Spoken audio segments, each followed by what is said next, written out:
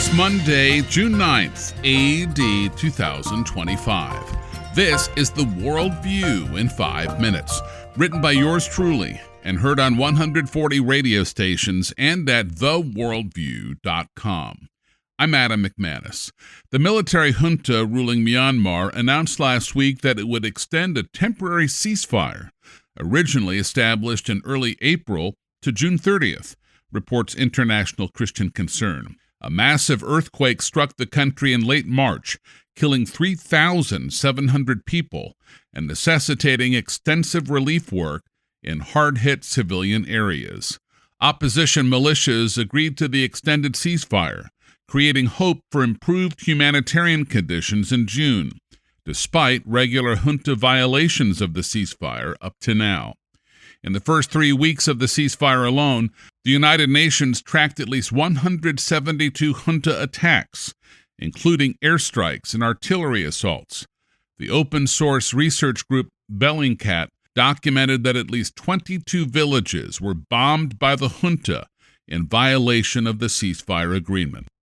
Last Thursday, Republican Senator Ted Cruz of Texas introduced a resolution on the Senate floor to designate June as Life Month to honor the anniversary of the Supreme Court's monumental Dobbs decision, which overturned Roe v. Wade on June 24th, 2022. 3 years ago, the Supreme Court made an historic advance in the cause of life. In Dobbs versus Jackson Women's Health Organization, the court overturned Roe versus Wade, a flawed decision that for nearly 50 years enshrined one of the most disturbing notions in our constitutional history, that the Constitution somehow protects the right to end the life of an unborn child. The fact is, Roe had nothing to do with the Constitution. It was invented whole cloth. It was the product of judicial activism, 9 justices legislating from the bench. And that dangerous path took decades to correct. Thankfully, in 2022, Roe was overturned. Dobbs did not impose any new policies from the bench. Instead, the task of protecting life falls where it always should have been, not in the hands of unelected judges, but in the hands of the American people. Calgary pastor Derek Reimer, a street preacher who has had the courage to object to drag queen story hours for children in libraries, is back in jail in Alberta, Canada, reports the Canadian Broadcasting Corporation. The conviction came after Reimer confronted a library manager over a drag queen story hour event, reports Rebel News. Wearing a GoPro, he walked into the library, spoke to a few attendees, and eventually found the room where the event was taking place. He told the manager the program was, quote, pervert grooming, end quote, and warned, quote, we're going to make your name public and hold you accountable, end quote. Security escorted him out peacefully. Later, he posted the video online, along with the manager's name, workplace, and the library phone number, calling on viewers to voice their opposition. Only one person reportedly contacted her, but the librarian testified that she became afraid of what might happen next. She shut down her social media accounts and said Reimer's words left her anxious and fearful. The 38-year-old pastor was arrested and accused of breaching the house arrest condition of his sentence for simply participating in a public rally before his own court appearance. Pastor Reimer, who has now been jailed unjustly at the Calgary Remand Center for over a month, has been treated badly. The judicial officials have blocked all visitors from seeing him, even the ones who were pre-approved. The only ones allowed to visit Pastor Reimer are his wife Mona and their baby. Derek's lawyer Andrew McKenzie hopes that media attention on Reimer's unfair treatment will lead to a more positive outcome. Concerned Christian friends have been gathering for a rally of support at the Remand Center every Sunday afternoon at 4:30 p.m., protesting Pastor Reimer's incarceration and bail denial. Please pray for justice to be served on Pastor Reimer's next court date on Monday, June 23rd.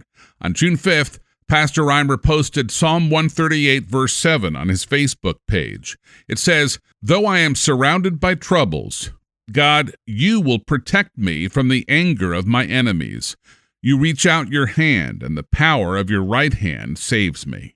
Learn more or donate to his legal defense at SavePastorDerek.com.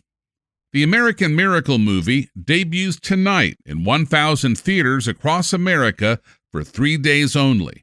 Based on Michael Medved's book by the same name, it tells the story of God's hand in the founding of the United States. I thought it was extraordinary just to see the hand of God on the United States of America is absolutely undeniable. The schools are doing everything they can to erase our history. We have an opportunity and an obligation to share the true history of the country. Cameron Arnett, a black Christian actor known for films by the Kendrick brothers like The Forge and Overcomer, said this. I play Peter Salem gets introduced to George Washington as a hero of the Battle of Bunker Hill. What I love about this kind of stuff is that we are now unearthing a slew of black heroes that we weren't fortunate enough to grow up with, but that our children will be able to grow up with because now the stories are being told. Pastor Darnell Harper of New Covenant Temple was amazed. One of the aspects that touched me a lot was the African-American experience in the founding of our nation and in the battles that we fought, how there was a spirit of unity that we don't hear a lot about today. The enthusiasm for the American Miracle movie is contagious. Something that I've learned in the film tonight is that we cannot underestimate how great our God is and how powerful he is and how much he does govern the affairs of men. Indeed, Daniel 4:17 says, "The Most High is sovereign over all kingdoms on earth." Go to AmericanMiracleMovie.com. Watch the trailer, click on the Tickets tab, type in your zip code, and purchase tickets for tonight, Tuesday, or Wednesday, since it's only in the theaters for 3 days. Diana Monday in Glendale, Arizona, wrote me at adam@theworldview.com. She said, quote, "First, I know you and the founders to be followers of Jesus Christ and accountable to him for what you read and write. Second, you're a source I trust, having initially listened to your talk show in San Antonio and meeting you and your family many times over the years in my daughter's home. Third, you suggest action steps to take to let our opinion be known. Fourth, you link us to sources so we can verify and read additional information. And fifth, your voice has become one that reassures me in the midst of the sometimes confusing and chaotic world we inhabit until Christ returns. After time with Christ and being in his word, you are my next best way to start my day." End quote. Toward last week's $30,875 goal to fund 1/4 of the Worldview Newscast's annual budget by last Friday night, 9 listeners stepped up to the plate. Our thanks to Lorena in Selma, Texas, who gave $25, Christy in Grapevine, Texas, who gave $30, as well as Edna in Marionville, Missouri, and Kevin and Lisa in Scottsdale, Pennsylvania, both of whom gave $50. And we're grateful to God for Dale and Karen in Burlington, Kentucky, and Katie in York, Nebraska, both of whom gave $100, as well as Curtis in North Augusta, South Carolina, who gave $200, Dennis and Alyssa in Castle Rock, Colorado, who gave $250, and Leslie in Edinburgh, Texas, who gave $500. Those 9 Worldview listeners gave a total of $1,305. Ready for our new grand total? Drum roll, please. $12,232.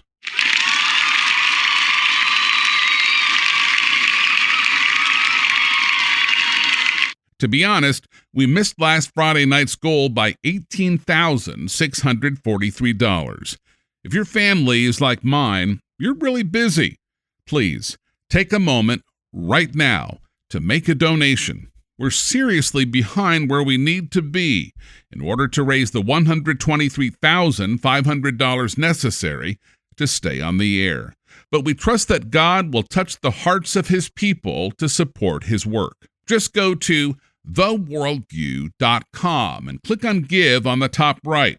Click on the button that indicates a recurring donation if you want to give monthly, which would be a great blessing indeed. Your generous donation will help fund our 6-member team, which researches, writes, edits, voices, and uploads the newscast on multiple platforms.